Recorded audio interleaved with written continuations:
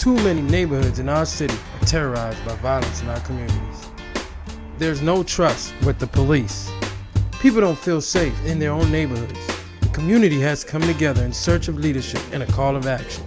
Because it's important, whether you are young or young at heart, that we're working together on these things, that we should be working together intergenerationally, that all of these issues matter to each and every one of us. As residents here in our communities, as people of color, it's about taking responsibility and saying that we're going to change the outcomes. And I think you heard that here tonight, where you had mothers who are frustrated and saying, wait a minute, we know when there are guns, if guns are coming into our house.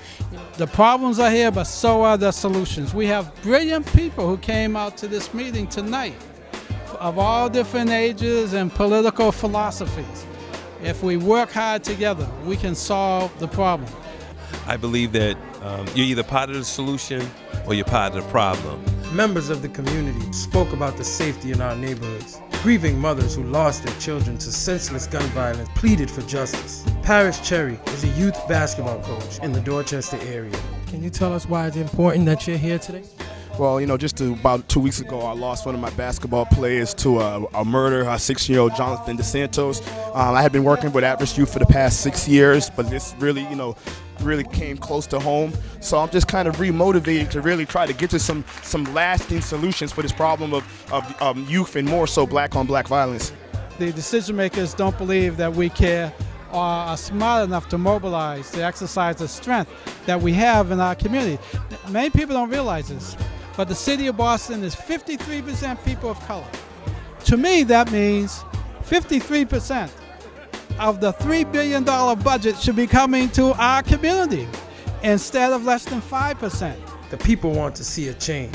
We want full and complete freedom. We want justice under the law. And this meeting is a microcosm of what we want. Justice or else. And you might say, well, what do you mean or else? Well, if you owe me some money and I say I need my money or else, you get the point.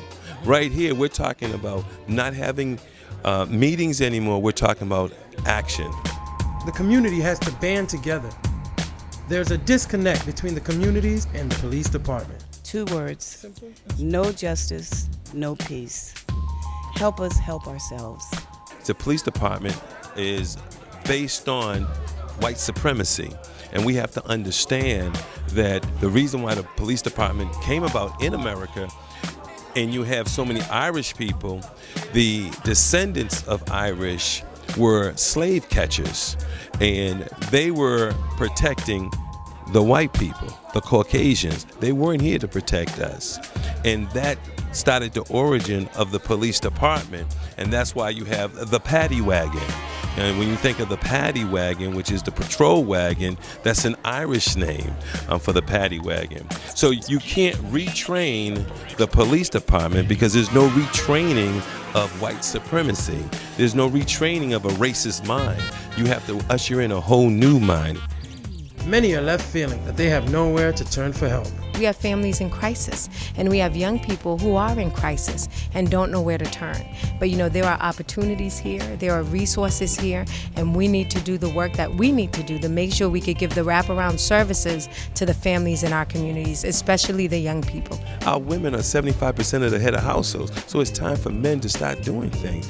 Our women are looking at us as we're punks. We are supposed to be providers, maintainers, and protectors, not the police. The black man needs to stand up and protect our family. Become a surrogate father. And then when you see something, say something. But when you see our brothers and sisters in the street, say something to them. And even if it's just a correction, make sure you do that correction out of love and with love. It's a difficult task to get things where they gotta be. But it takes time and energy to say we're gonna understand what is happening with this young person and what is happening with their family and what are the resources that we can give to turn it around. The youth today are so powerful. They are fearless.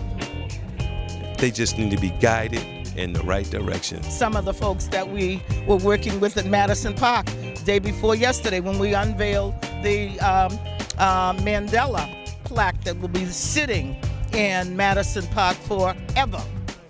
and the young people that were involved in that and how anxious they are to stay involved and be a part of the community. And so we have all of these people that have all of these gifts, and we have to make sure that we're including them in everything that we do. And we just got to get back to the love. We got to love our brother. We got to love our sisters, not steal from each other, not kill each other, not hurt each other. Without change, things will only get worse. If you support Flows from the Gutter, you support peace and unity in the communities.